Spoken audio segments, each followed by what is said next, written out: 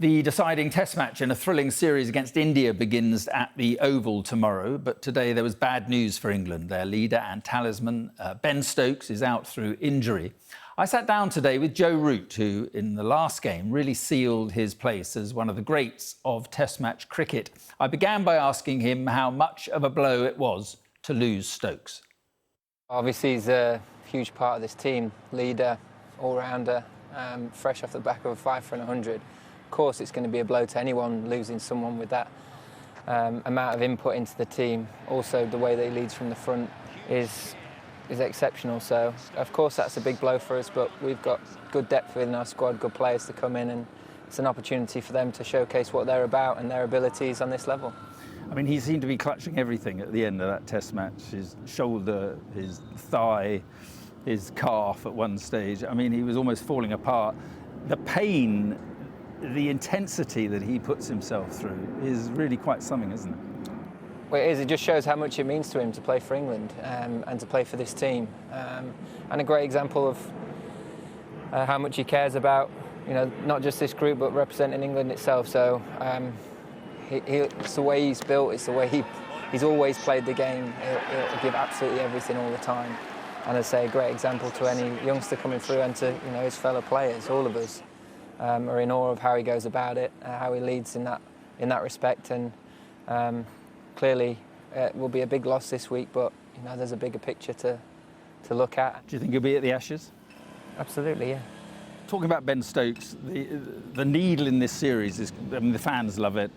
It's a real sort of, no one's giving a quarter series. Fantastic cricket. There was this stuff at the end of the last Test about the batters wanting to get their hundreds. What did you think of that? Did Ben get that one wrong in hindsight, do you think?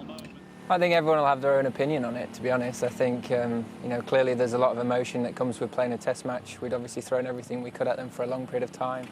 And, everyone will look at it slightly differently, but, they're well in the rights to do that. They played exceptionally well to get themselves into a position where they couldn't lose the game. Things just unfolded how they did. It's, again, just another talking point more, I think, for everyone watching than the guys actually involved in the series. Yeah. But, I expect another... frustration, do you think? I mean, did he get it probably wrong? Probably an element. Everyone will have their own views on it. Some would say if one of our bowlers was on 4 for, would we carry on and try and let him get 5 wickets? And other players will say, and other people will say, they've earned the right to do that. So, it'll divide opinions, but it is what it is, and it doesn't affect how we lead into this game, how we prepare for it, or the fact that it's still a very big game for both teams. You're ticking off the milestones. In the last Test, you passed Callis, Ponting, Dravid. There you go.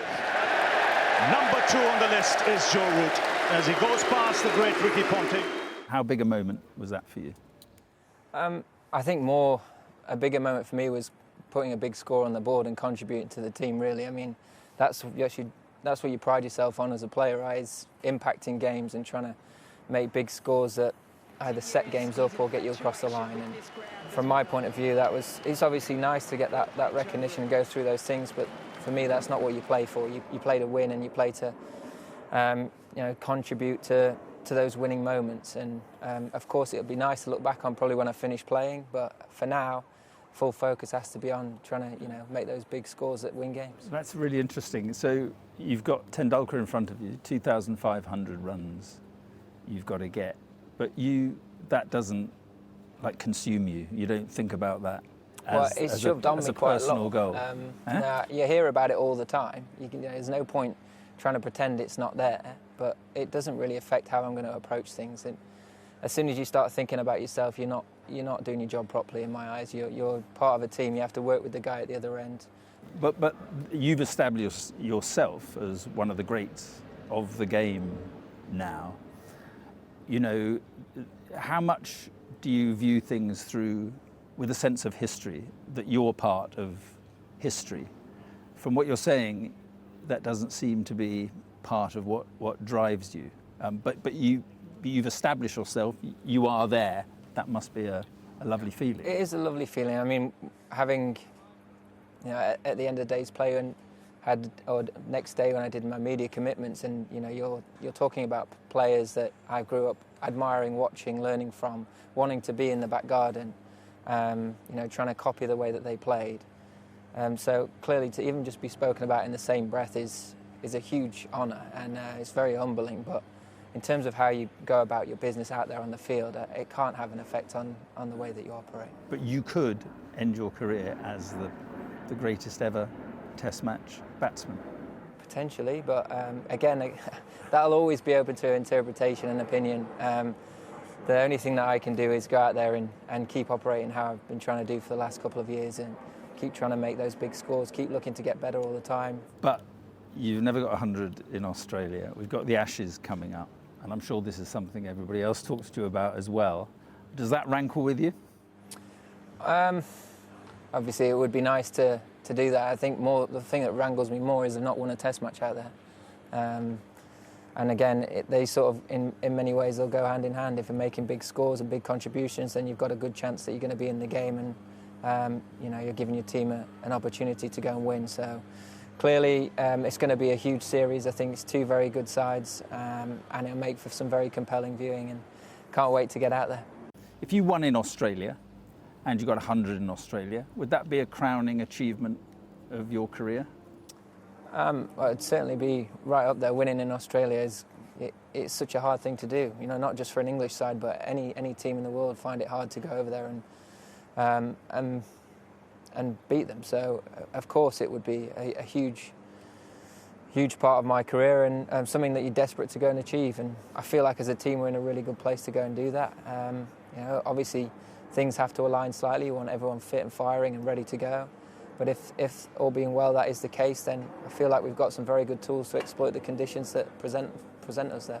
I'm interested in social media and in the way you deal with it, the way the other players deal with it, particularly during really tense series like this. What is your view of that? Do you find it difficult? I try not to get too absorbed in it, to be honest. Everyone will deal with it slightly differently. Some people will use it as a fuel, some people will try and ignore it completely.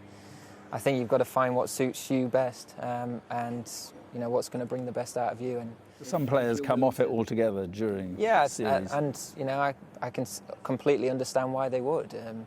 Everyone will have their own opinions on things, and will see the game very differently. Which is what makes it such an enjoying sport, is that there's no right or wrong way to do it. There's no one way of doing it.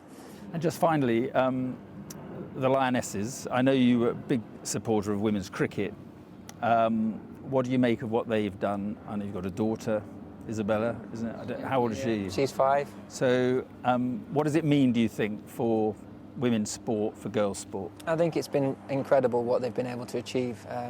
The consistency over the last 6 years or so, constantly competing and getting to finals. But this time round, all of the big moments within those games, when it got tight, they raised their game and they managed to get across the line. And incredible to see them go and achieve that. And I really hope they enjoy everything that comes off the back of it. And do you think it's important as an inspiration for young girls in this country? Yeah, and like you say, what they've achieved in football is hopefully gives rubs off on other sports as well, and hopefully that confidence can carry over across, and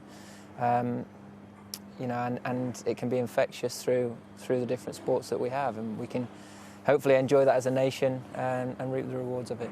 Joe, thank you very Cheers. much indeed. Really Thank enjoyed you. it. Thank you.